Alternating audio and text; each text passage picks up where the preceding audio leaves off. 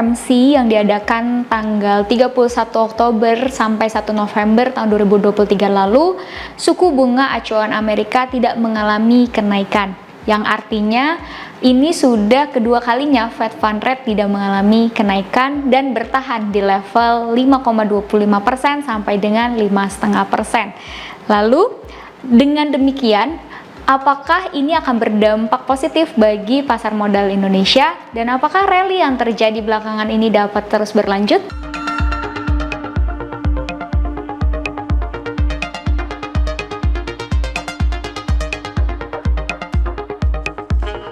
Pada rapat Bank Sentral US yang bulan September tanggal 19-20, setelah rapat rupiahnya ke 16.000, IHSG-nya jatuh, obligasinya jatuh.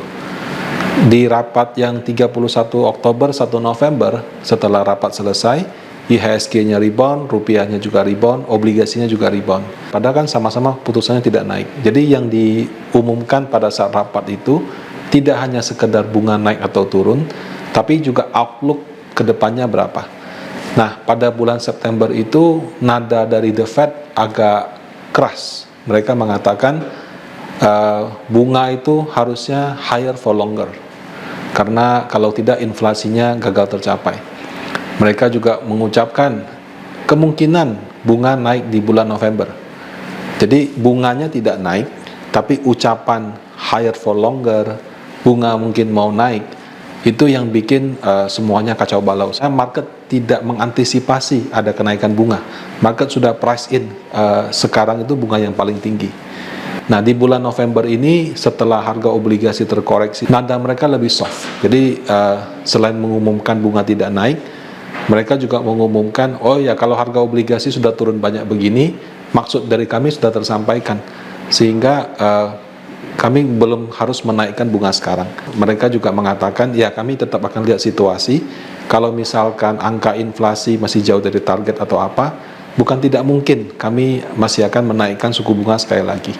Nah, pernyataan yang di bulan September yang agak bernada agresif menjadi bernada agak konservatif lah ya, atau soft di bulan November ini menyebabkan marketnya rebound. Kalau bulan Desember nanti rapat juga seperti itu, harusnya efeknya akan positif ke pasar modal kita. Baik.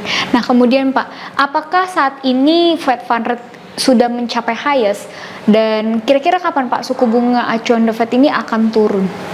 Kalau highest atau tidak itu kan spekulasinya masih bisa satu kali naik lagi, yang mungkin bisa terjadi, mungkin juga tidak. Kalau dari Panin Asset Management memperkirakan bunga Amerika yang per November itu sudah yang tertinggi, tapi ya kadang-kadang belum tentu pelaku pasar atau bank sentralnya US sendiri sepakat dengan kita. Itu hanya sifatnya suatu prediksi. Nah, kemudian dari studi historis yang pernah kami lakukan, ketika bunga Amerika sudah tertinggi, kan higher gitu kan, setelah higher kan longer, bertahan lama gitu kan.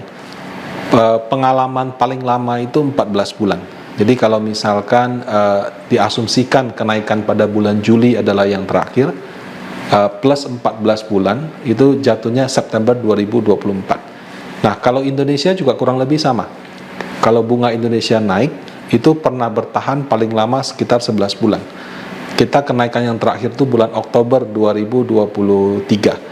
Oktober 2023 tambah 11 bulan juga September 2024. Jadi kebetulan ya, jadi kalau misalkan tidak ada kenaikan bunga lagi, maka penurunan suku bunga diperkirakan paling lambat itu September 2024. Nah, kemudian Pak, laporan keuangan kuartal 3 sudah dirilis gitu ya Pak. Dan menurut Bapak bagaimana hasil dari laporan keuangan di kuartal 3 Pak?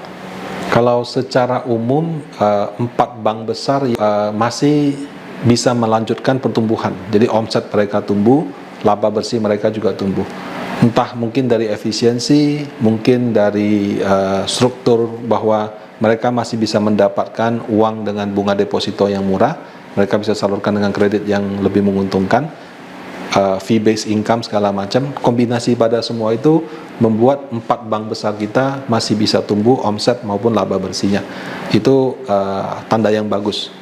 Tapi kalau di luar 4 bank itu komoditi seperti logam-logam, energi batu bara, ya, kemudian ada sawit-sawit juga, itu harganya sudah tidak seperti tahun lalu, sehingga omsetnya turun, laba bersihnya juga turun.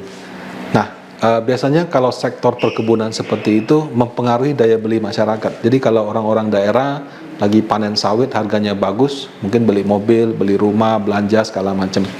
Nah, ini karena ada harganya sudah turun, mereka nggak rugi, cuma untungnya tidak sebanyak yang lalu, belanjanya mungkin lebih tertahan.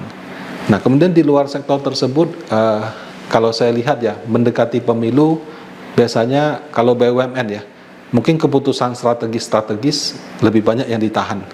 Jadi ekspansi yang besar-besar mungkin nanti dulu, belanja daripada swasta maupun BUMN. Karena mendekati pemilu ini saya perhatikan juga tidak seaktif yang sebelumnya gitu. Nah, sehingga secara umum kalau kita lihat omsetnya stagnan, labanya malah agak turun sedikit. Nah, itu juga sejalan dengan daya beli kita yang lagi kurang bagus, di mana kemarin kan pertumbuhan ekonomi targetnya 5% plus, dapatnya 4,9. Inflasi di bawah 3%. Inflasi itu idealnya 3. Kalau jauh di bawah 3 berarti ada masalah. Masalahnya apa? Daya belinya kurang gitu. Terlalu tinggi tidak bagus, terlalu rendah juga tidak bagus. Jadi kombinasi daripada daya beli yang kurang, pemain bisnis mungkin sekarang lebih wait and see dulu. Anggaran kampanyenya juga belum dimulai. Nah, jadi itu mungkin yang menyebabkan laporan keuangan secara umum ya, kalau dibandingkan dengan tahun sebelumnya cenderung stagnan. Baik. Dengan kondisi ekonomi yang saat ini, Pak, kemudian kan BI juga baru menaikkan suku bunga acuan BI di bulan Oktober gitu ya, Pak.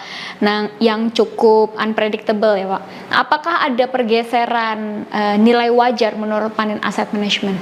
Ya, kenaikan bunga di bulan Oktober itu di luar perkiraan kami, sehingga menjadi sentimen negatif untuk saham.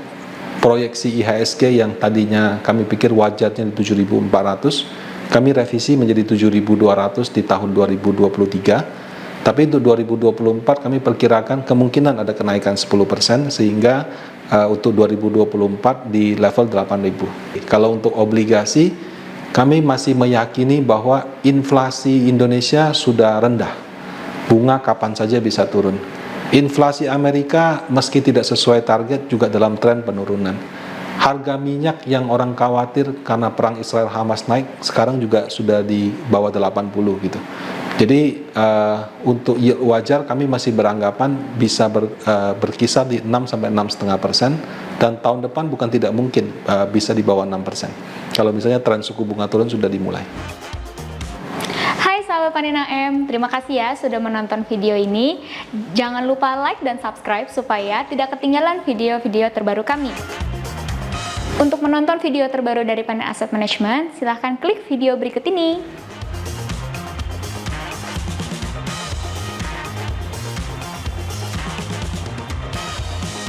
Masih bingung apa itu reksadana dan memiliki pertanyaan? Jangan khawatir, silahkan tonton video berikut ini.